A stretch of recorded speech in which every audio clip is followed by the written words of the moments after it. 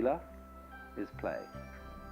So all individual manifestations are games, dances, symphonies, musical forms being put on by the whole show, and everyone is basically the whole show. That's the fundamental feeling. Now, but nature as the word is used in the Far East doesn't mean quite the same as the word nature in the West. In Chinese, nature, the word we translate nature, 自然, or in Japanese, shizen, is made up of two characters. That first one means of itself, and the second one means so. What is so of itself? Of itself so, what happens, or as we say, what comes naturally. It's in that sense of our word nature, to be natural, to act in accordance with one's nature, not to strive things, not to force things, that they use the word natural. So, when your hair grows, it grows without your telling it to. And you don't have to force it to grow. So in the same way, when the color of your eyes, whether it's blue or brown or whatever, the eyes color themselves, and you don't tell them how to do it. When your bones grow a certain way, they do it all of themselves. So then, it's fundamental to this idea of nature that the world has no boss. God, in much of the Western meaning of the word, means the controller, the boss of the world.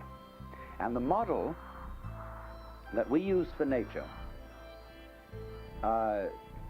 tends to be the model of the carpenter, or the potter, or the king.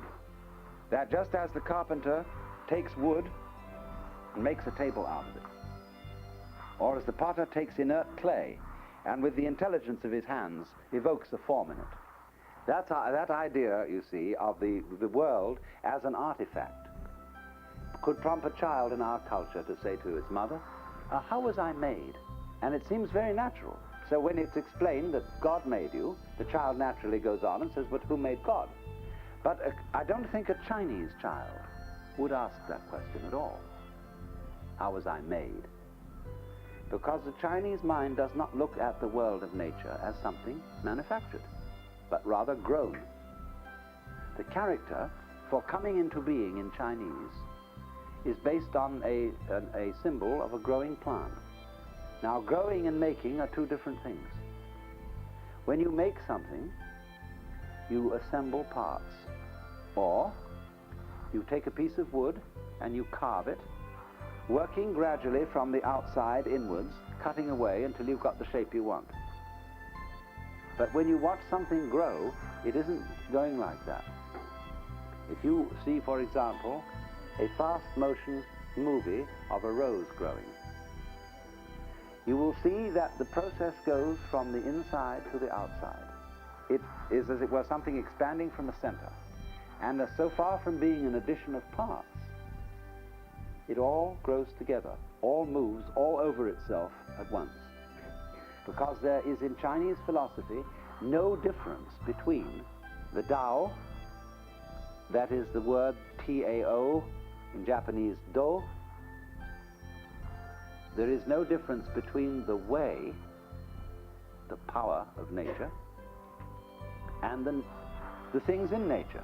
It isn't, you see, when I stir up wind with this fan, it isn't simply that the wind obeys the fan. There wouldn't be a fan in my hand unless there were wind around. Unless there were air, no fan. So the air brings the fan into being as much as the fan brings the air into being. Lao Tzu, who wrote is supposed to have written the Tao Te Ching, the fundamental book of the Taoist philosophy. He lived probably a little before 300 BC, although tradition makes him a contemporary of Confucius, who lived closer to 600. But he says in his book, the great Tao flows everywhere, to the left and to the right. It loves and nourishes all things, but does not lord it over them. And when merits are attained, it makes no claim to them. So the corollary of that is that if this is the way nature is run, not by government, but by, as it were, letting everything follow its course, then the skillful man or woman, or the skillful ruler, or the sage, interferes as little as possible with the course of things. The notion is that life is most skillfully lived when one sails a boat rather than rowing it. Now you see, it's more intelligent to sail than to row.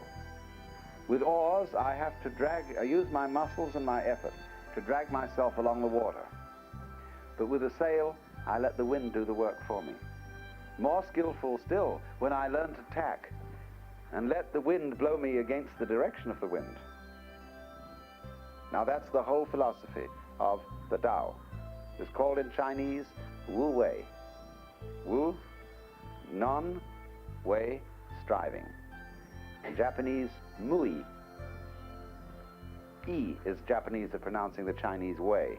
Mu is Chinese Wu. Mui, as distinct from Ui. Ui means to use effort, to go against the grain, to force things. Mui, not to go against the grain, to go with the grain.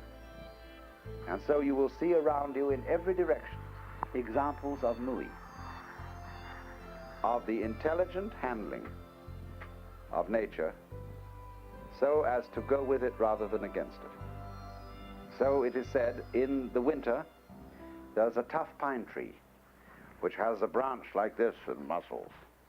And the snow piles up, and this unyielding branch eventually has this huge weight of snow, and it cracks. Whereas the willow tree has a springy, supple branch. And a little snow comes on it, and the branch just goes down, and the snow falls off, and whoops, the branch goes up again. So Lao Tzu said, man at his birth is supple and tender, but in death he is rigid and hard. Plants when they are young are soft and supple, but in death they are brittle and hard. So, suppleness and tenderness are the characteristics of life, and rigidity and hardness the characteristics of death.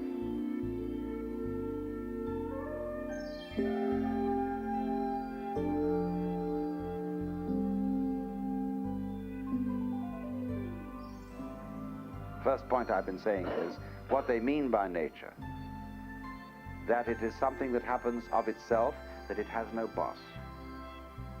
And the second point is that it does not, in the sense that it doesn't have a boss, somebody giving orders and somebody obeying orders. That leads further to an entirely different conception of cause and effect. Cause and effect is based on giving orders. When you say, something made this happen, it had to happen because of what happened before. Chinese doesn't think like that. His idea of causality is called, or I say the concept which does duty for our idea of causality, is called mutual arising. Stepping back again, we have these very, very basic principles then. The world,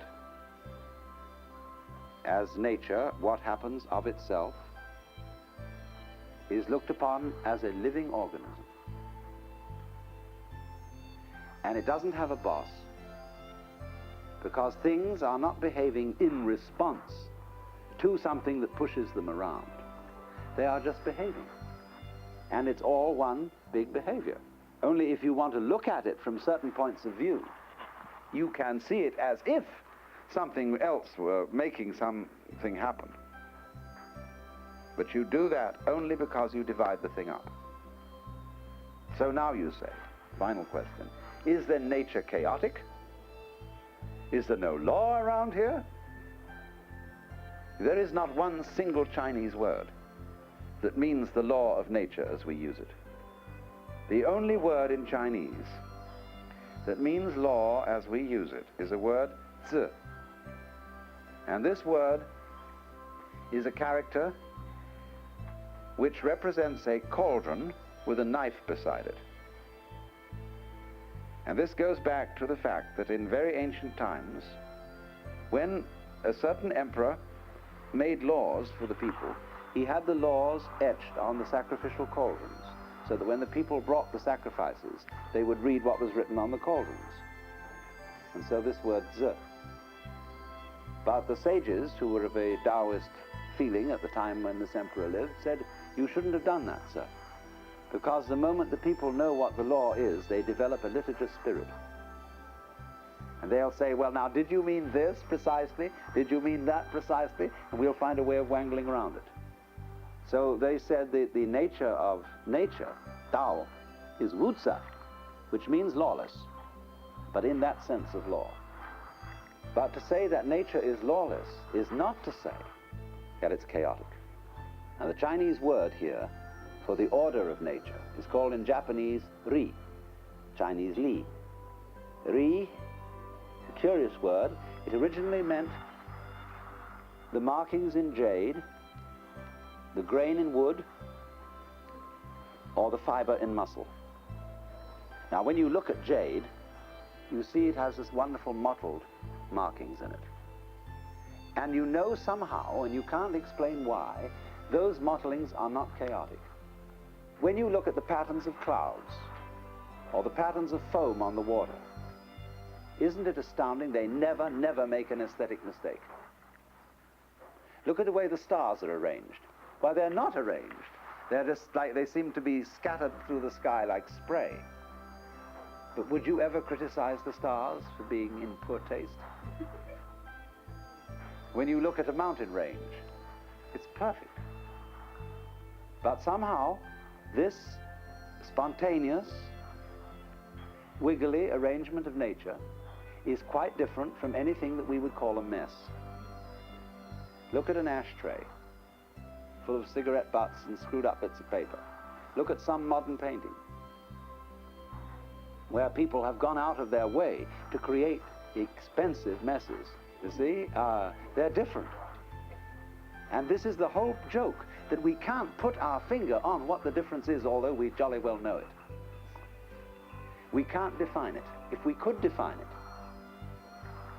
it, in other words, if we could define aesthetic beauty, it would cease to be interesting. In other words, if we could have a method which would automatically produce great artists, anybody could go to school and become a great artist. Their work would be the most boring kind of kitsch. But just because you don't know how it's done, that gives it an excitement. And so it is with this. There is no formula, that is to say, no tse, no rule, according to which all this happens. And yet it's not a mess.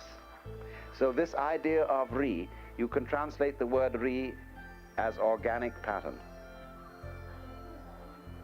And this Ri is the word that they use for the order of nature instead of our idea of law, where the things are obeying something. If they are not obeying a governor in the sense of God, they are obeying principles, like a streetcar. Do you know that limerick? There was a young man who said, damn. Wait a moment. For it certainly seems that I am a creature that moves by indeterminate grooves. I'm not even a bus, I'm a tram. So that idea of the iron rails along which the course of life goes is absent here. And that is why, basically, this accounts for Chinese and Japanese humanism. They work on the supposition that human nature, like all nature, is basically good. Basically, but its good is funny good. It consists in its good bad. It consists in the passions as much as the virtues. In Chinese, there's the word ran. I don't know how it's pronounced in Japanese. I'll write it backwards. How do you pronounce that in Japanese? Jin. This means human-heartedness, humaneness. Not in the sense of being humane in the sense of being kind, necessarily, but of being human. So I say, oh, he's a great human being. Means that's the kind of person who's not a stuffed shirt, who is able to come off it, who can talk with you on a man-to-man basis, who recognizes along with you that he's a rascal too. And so men, for example, when they each affectionately call a friend of theirs, "Hi, you old bastard, how are you getting on?" This is a term of endearment. Because they know that he shares with them what I call the element of irreducible rascality that we all have. So then, if a person has this attitude, he's never going to be an overweening goody-goody. Confucius said, goody-goodies are the thieves of virtue. Because you see, if I am right and you are wrong, and we get into a fight, what I'm out to is a crusader against the wrong, and I'm going to obliterate you. Or I'm going to demand your unconditional surrender. But if I say, no, I'm not right and you're not wrong, but I happen to want to carry off your women. You know, I like this girl, you've got the most beautiful girls, and I'm going to fight you for them. But if I do that, I'm going to be very careful not to kill the girls. In modern war, we don't care. The only people who are safe are in the Air Force.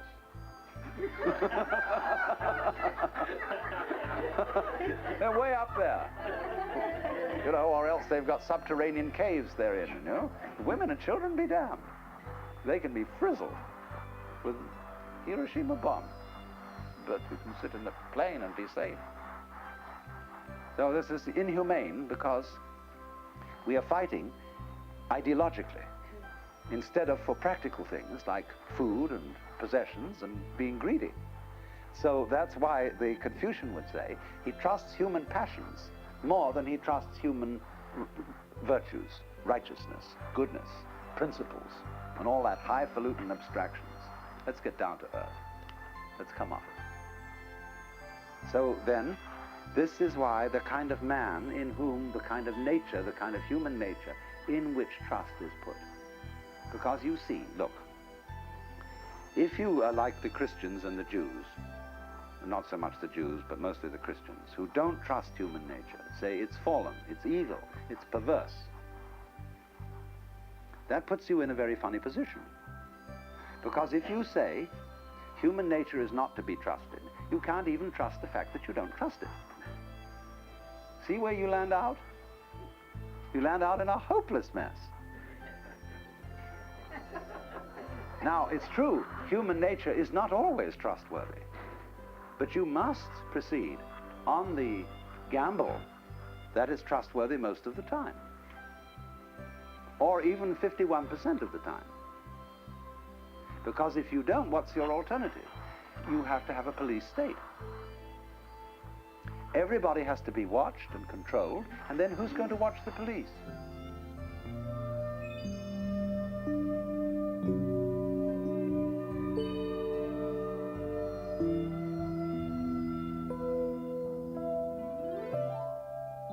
A great deal of what we have done by way of technological development is based on the idea that man is at war with nature.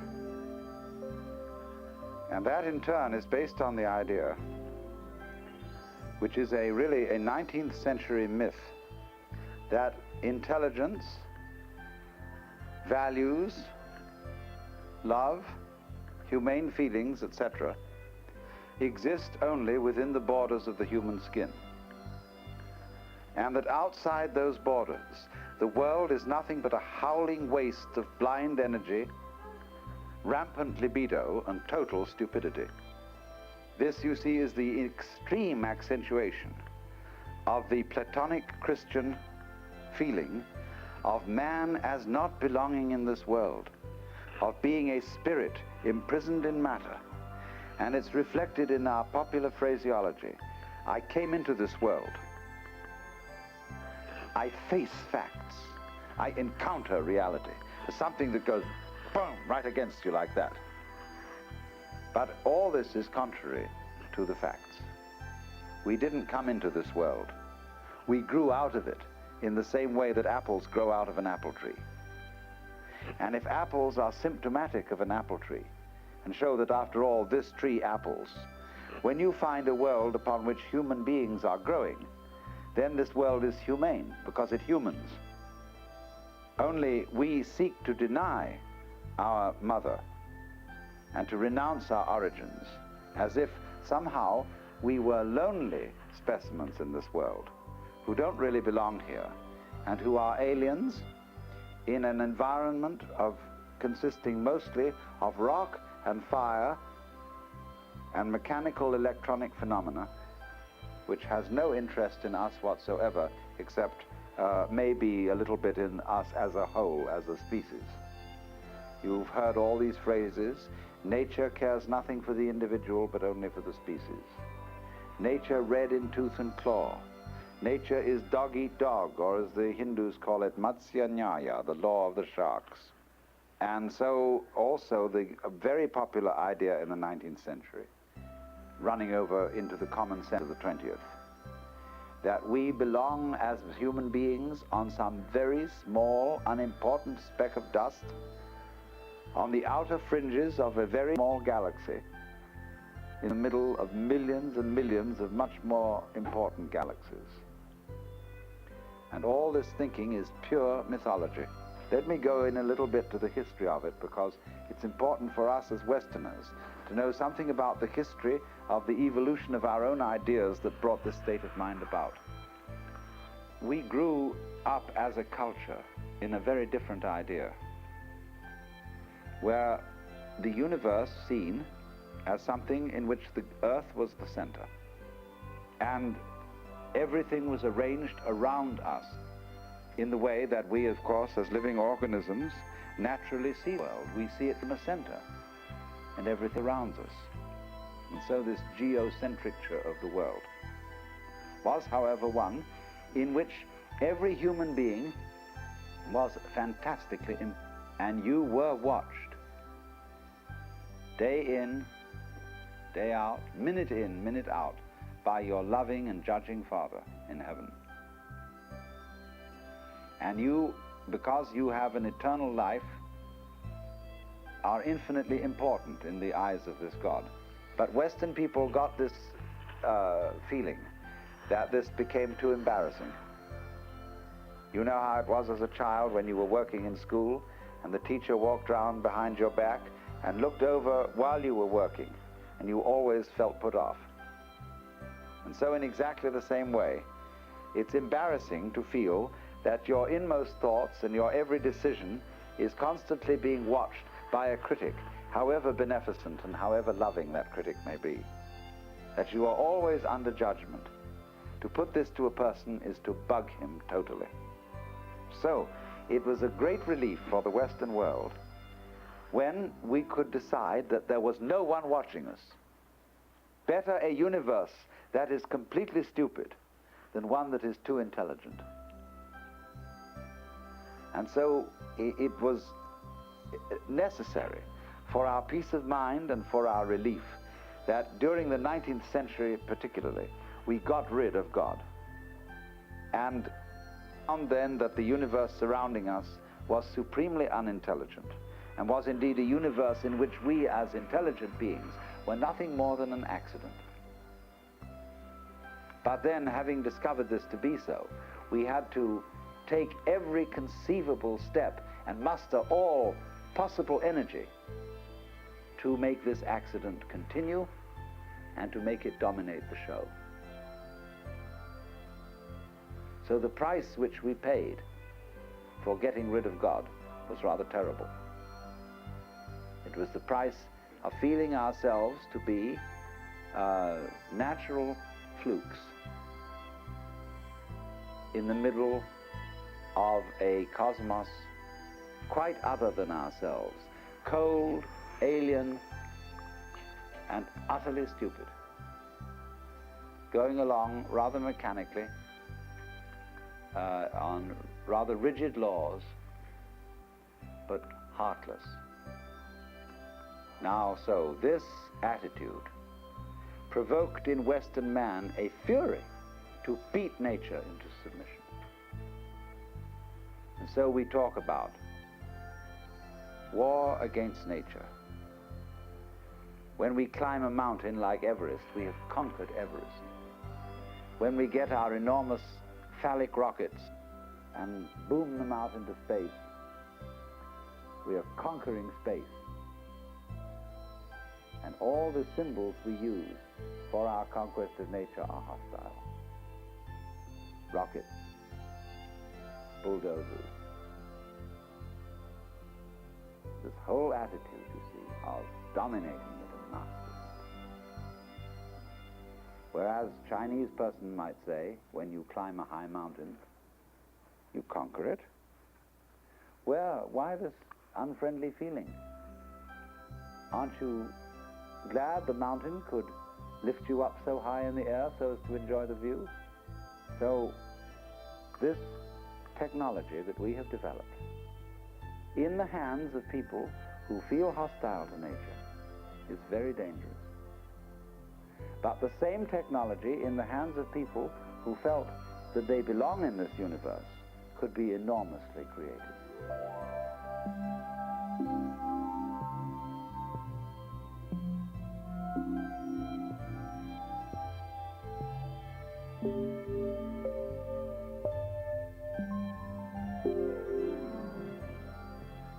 But the important thing about this whole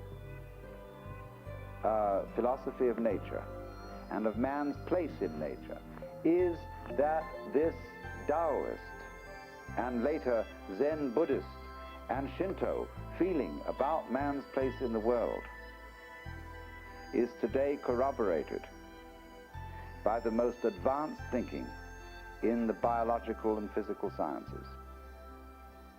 Now, I can't stress that too much. Science is primarily description, accurate description of what's happening, with the idea that if you describe what is happening accurately, your way of describing things will become a way of measuring things, and that this in turn will enable you to predict what is going to happen, and this will build you some measure of control over the world. Now, the people who are most expert in describing and who are most expert in predicting are the first people to recognize the limitations of what they're doing. First of all, consider what one has to do in science.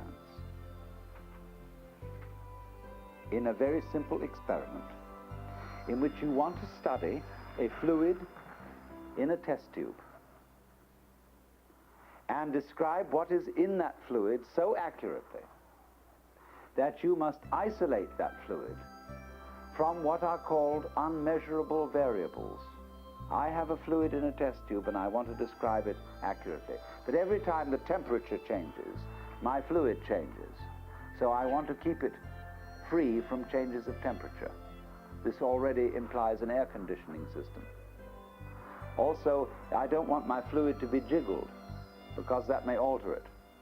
So I've got to protect it from trucks that go by the lab. And so I have to build a special bump-proof room where trucks won't jiggle it. Also, I have to be very careful that when I look at this fluid, I won't breathe on it and affect it in that way, and that the temperature of my body as I approach it won't alter it. And I suddenly discover that this fluid in a test tube is the most difficult thing to isolate in all the world, because everything I do about it affects it. I cannot take that fluid in a test tube and take it out of the rest of the universe. And so it is separate and all by itself. A scientist is the first to notice this. Furthermore, he knows not only that it is his bodily approach that alters things. He finally discovers in studying quantum theory that looking at things changes them. So when we study the behavior of electrons and all those subatomic particles, we find out that the means we use to observe them changes them. So that what we really want to know is, what are they doing when we're not looking at them? Does the light in the refrigerator really go out when you close the door? So what all that is telling us is you cannot stand aside as an independent observer of this world, because you, the observer, are what you're observing. Now, how will you say what an ant is doing without describing at the same time the field or the environment in which the ant is doing it? You can't say that an ant is walking if all you can describe is that this ant is just wiggling its legs. You have to describe the ground over which the ant is walking to describe walking. You have to set up directions, points of the compass. And so you soon discover that although you thought you were talking about an ant, what you're actually talking about is an ant environment, a total situation from which the ant is inseparable. So too, human behavior involves, first of all, the description of the social context in which human beings do things. You can't describe the behavior of an individual except in the context of a society.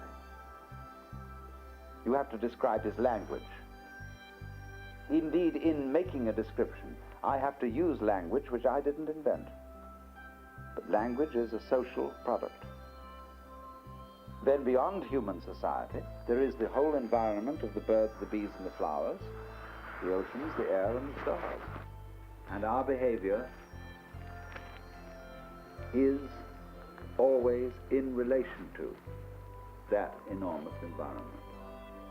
This gives us at first, as Westerners, a sense of frustration, because we say it sounds fatalistic.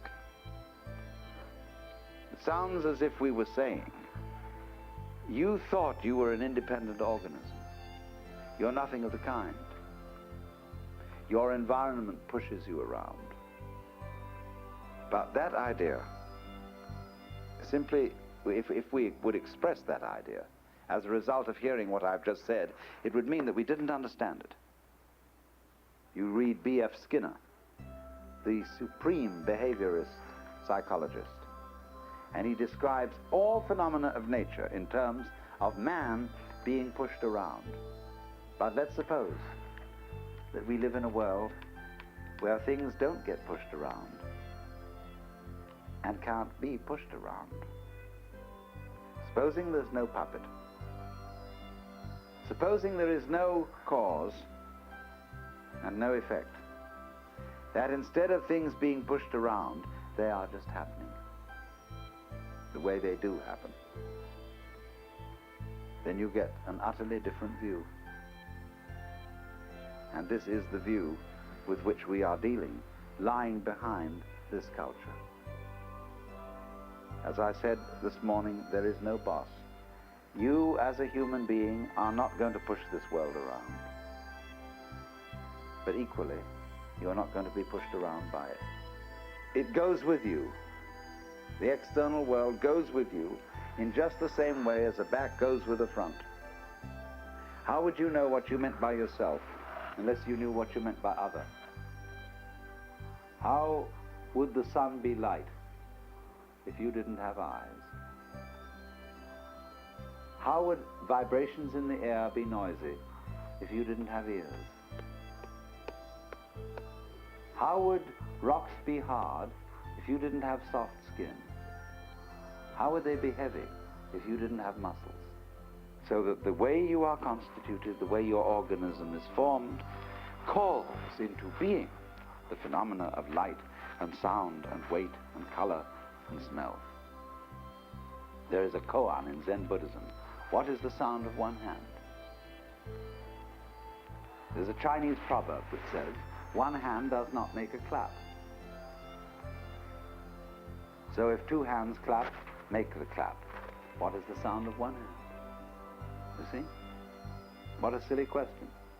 And yet everybody is trying to play a game in which one side will win. And there can be one hand clapping to get rid of the opposite. Light get rid of darkness. Most of you, I am sure, here, on the whole, identify yourself with the nice people. In other words, you live fairly respectable lives, and you look down upon various other people who are not nice. And there are various kinds of not nice people. In Sausalito, where I live, they're called beatniks. They're people who wear beards and who live along the waterfront and who don't follow the ordinary marriage customs and who probably smoke marijuana instead of drinking alcohol, because alcohol is the drug for nice people. Now, what the nice people don't realize is that they need the nasty people. Think of all the conversation at dinner table that you would miss if you didn't have the nasty people to talk about. How would you know who you were unless you could compare yourselves with those who are on the out? How do those in the church who are saved know who they are unless they have the damn? Why, St. Thomas Aquinas let it out of the bag and said that in heaven the saints would look over the battlements of heaven and enjoy the just sufferings of the souls in hell. Jolly, won't it be, to watch your sister squirming down there while you're in bliss? But that was letting the cat out of the bag, because the in-group can't exist without the out-group. Now, in my community in Sausalito, where the out-group are sort of beatniks, they, in their term, know that they are the real in-group. And that up on the hill, those squares who are so dumb that they waste all their days earning money by dull work to buy pseudo-riches such as Cadillacs and houses with mowed lawns and wall-to-wall carpeting, which they despise. They feel very, very much collective ego strength by being able to talk against the squares, because the out-group makes itself the in-group by putting the in-group in the position of an out-group. But both need the other one. This is the meaning of saying, love your enemies and pray for them that despitefully use you, because you need them. You don't know who you are without the contrast. So, love your competitors and pray for them that undercut your prizes.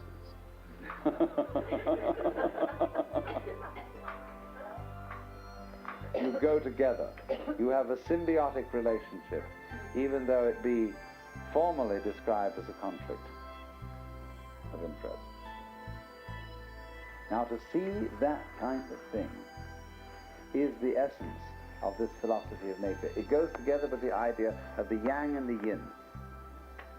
That we don't know what the yang is, the positive, the bright side, unless we at the same time know what the yin is, which is the dark side. These things define each other mutually.